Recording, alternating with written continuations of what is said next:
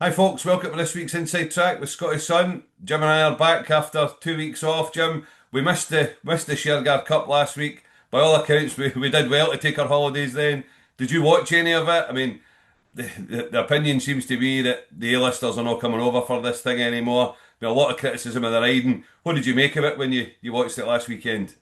Yeah, I'll be honest, Robert. I've never been a fan from day one, and I know that they've tweaked it over the years, and it's improved, then it's gone down again. It's improved, then it's gone down again. I'm just not a huge fan of either Shergar Cup or Racing League, but we have to live with it. It's trying to bring new people to the sport. We have to go along with it. We can't all be old fuddy-duddies. So yeah, I watched a bit of it. I had one bet in the whole afternoon on one of Charlie Johnson's, which was ridden by Robbie Dolan, the Australian lad who was over.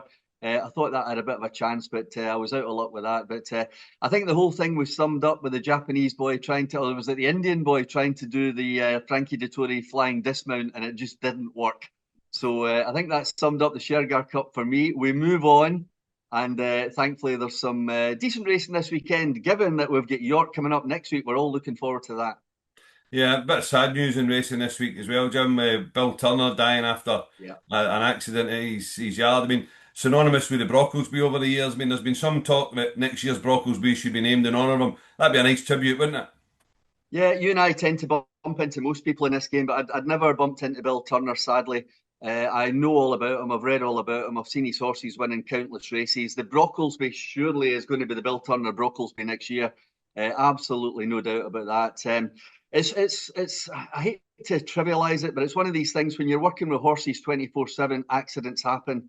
I think his family acknowledged that in the interview they did with Matt Chapman yesterday. These things happen. It's a terrible way to end. But Bill Turner was a fantastic trainer, and he's left many, many happy memories, both off the course and on.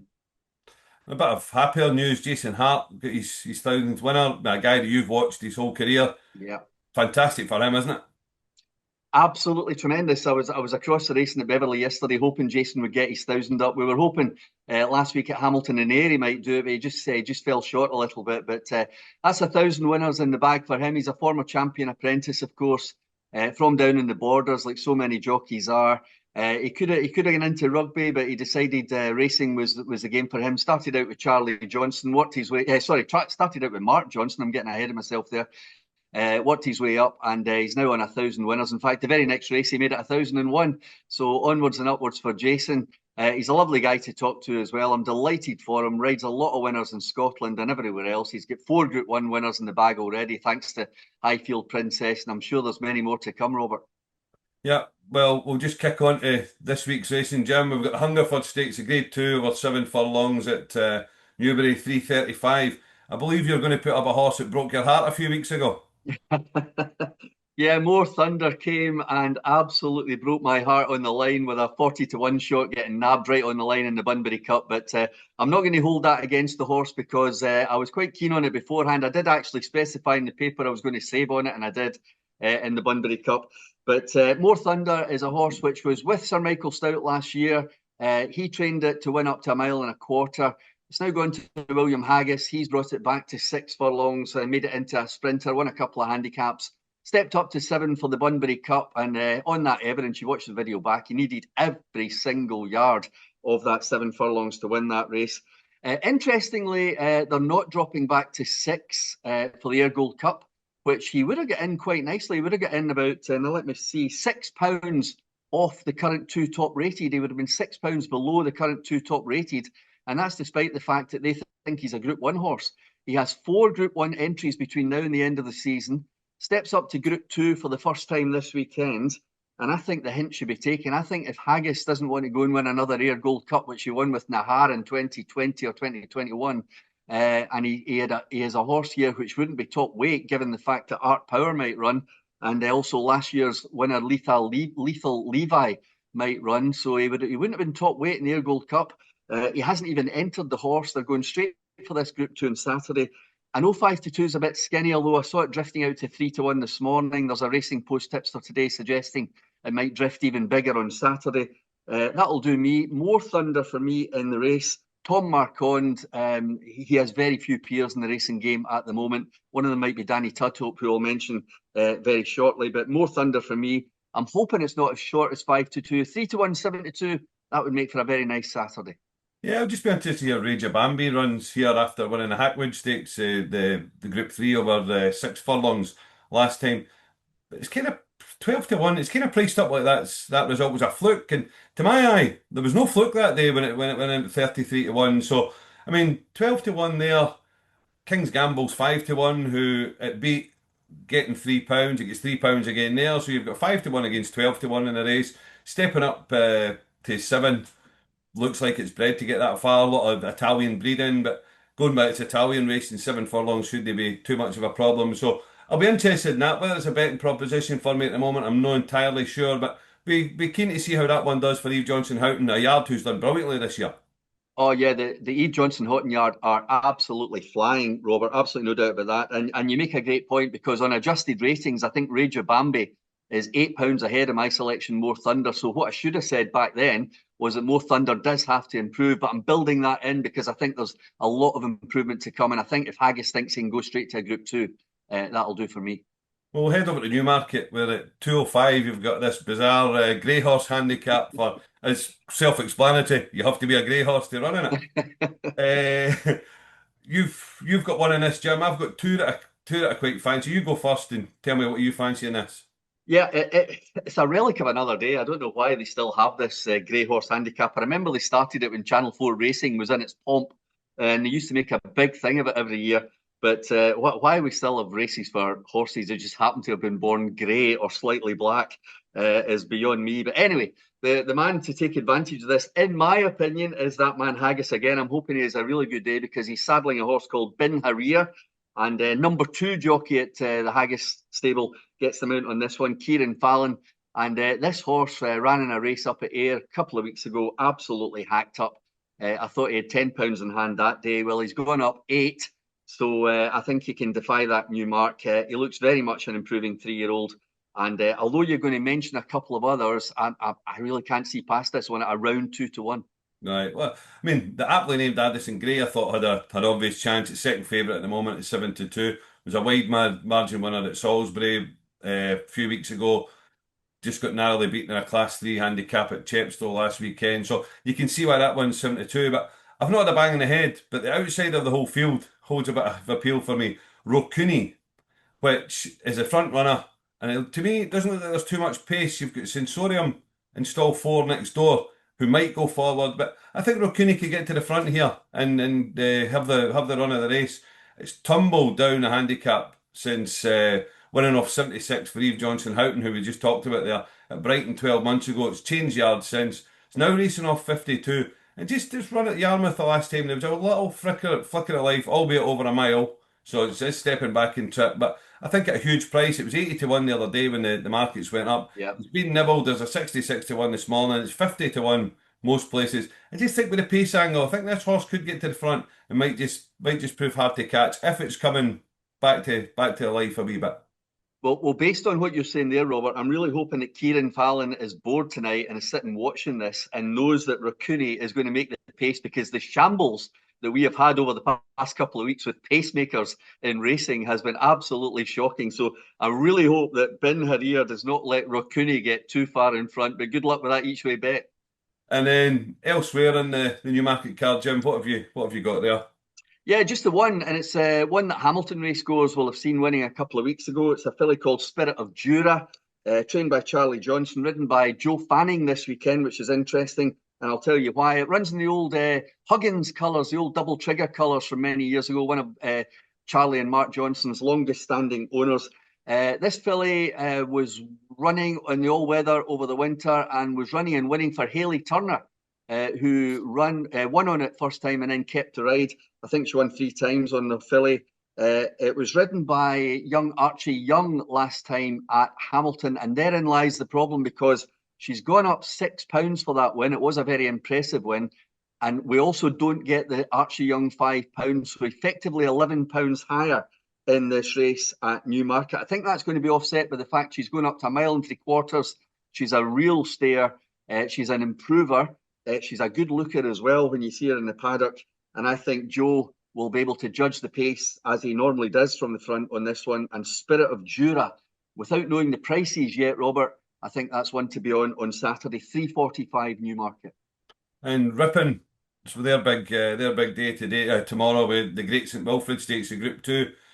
You've got one before that though, Jim, in the 245.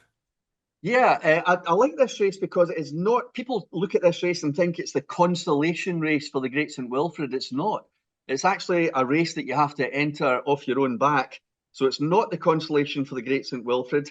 And the horse I like here is Fortamour, trained by Ben Haslam, ridden this weekend by Paul Mulrennan, a real course specialist.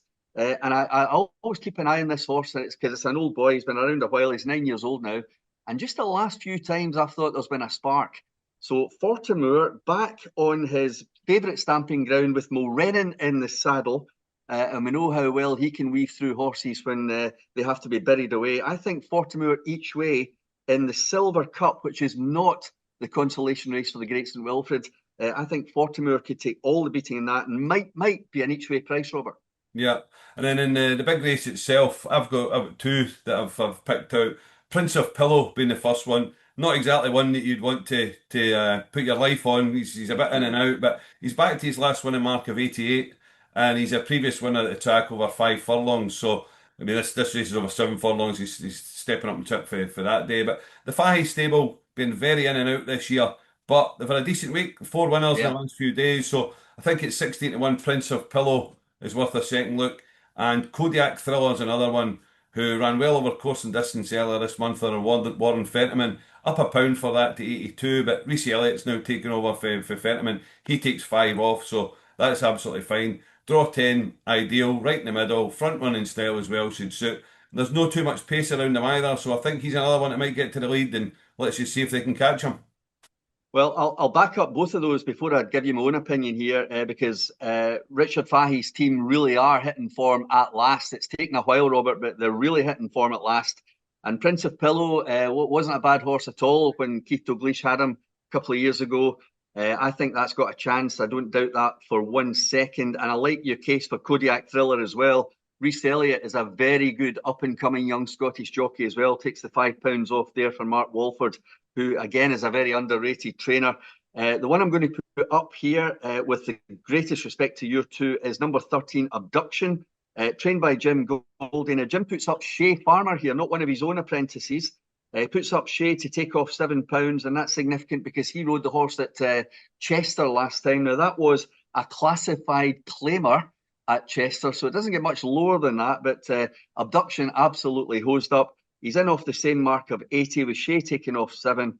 I think Abduction, if you think Kodiak Thriller's well drawn in 10, then I'm pretty well drawn in 9. And I think Abduction each way is my way to go in the Great St Wilfrid. That's great, Jim. Thanks for that. And then we'll have a look at Perth, where jump racing comes back after its midsummer break.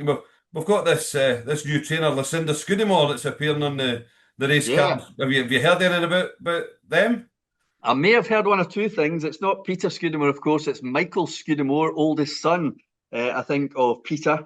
And Lucinda and Michael went on the licence together for the first time at Ayr last weekend. They had runners Saturday, Monday. They went very close to having a winner on day one with a sprinter called, not, I think it was a 7 furlong horse actually, called John L. Sullivan. Wasn't beaten far at all in third. So they're still looking for that first winner. Probably more apt if they got that first winner at Perth, close by to the stables in Milnathor, of course. One or two I thought had a chance. Spit Spot in the 505, Patrick Wadge. Bishop Hill, I know there's been a few names called for that one under Patrick again in the 535, and probably their best chance, I thought, Evaluation in the 607. But I think you've got one for the 535, the 3 mile handicap hurdle. Yeah, I seem to fancy the one, Lucinda, one that you've not flagged up, which is Green Bonnet in the 535 3 mile handicap hurdle. I just like Lucinda's horses when they step up and tip first time in a handicap. So that's what they're doing here. It's run twice over 2 mile for them. From a family of excitations, acting pieces, half a piece ran for Yeah. Pam Sly. So they all wanted excitations 1/2 miles, acting pieces half a piece, all wanted 2 mile 4 or more. So the step up and tip looks perfect. I'd probably put a line through the Cartmel run the last time. Cartmel form can be so iffy. Got well beaten there, but it's reflected in its opening mark. Alan Doyle takes another £5 off its back as well. So I think Green Bonnet will be primed to run well in that race. as will be the pace in the race. I would imagine she'll go to the front under Charlie Maggs claiming 5. That one had a 5 quickest run, so 74 Daybreak might have sweetened her up again. Tamla Eyes is another one in the race, but I just think Green Bonnet, there's enough boxes ticked there for me with Lucinda at Perth and a handicap debut up in Trip. What more do you want? What more do you want? Apart from a winner, fingers crossed, Robert. I see it starts late on Saturday, a twilight meeting. I think they call it 3:55. So once the football's done and dusted, you'll still have 3 or 4 races to enjoy at Perth if you've got your racing TV subscription, of course. Unless you're going, I don't know, are you going, Robert? No, I'll be working at St Johnstone against Motherwell, so I'll just be up the road. Too busy with the football. I want to mention one horse on Sunday, and I don't know what price it's going to be. It could well be it comes over and it's odds on, in which case we'll maybe just watch it. But 3:12 at Pontefract on Sunday. It's a listed race for fillies over 6 furlongs, and it's trained by Paddy Twomey, who doesn't send many horses to Britain at all, but he's bringing this filly over for this listed race. She's won a couple of small races at Cork and Limerick. She hasn't been hugely impressive, but I think she's done enough that Tommy thinks she's listed class. He's obviously spotted this opportunity and he's booked Danny Tudhope, who I think, Robert, is riding at the top of his game at the moment. Absolutely flying. And I think no better man to have round Ponty than Danny on board. No alibi. That's in the 3:12 at Ponty on Sunday. Fingers crossed it's odds against. That's brilliant, Jim. Thanks very much, and best of luck with your bets this weekend, folks. Thanks, Robert. Thanks, everybody.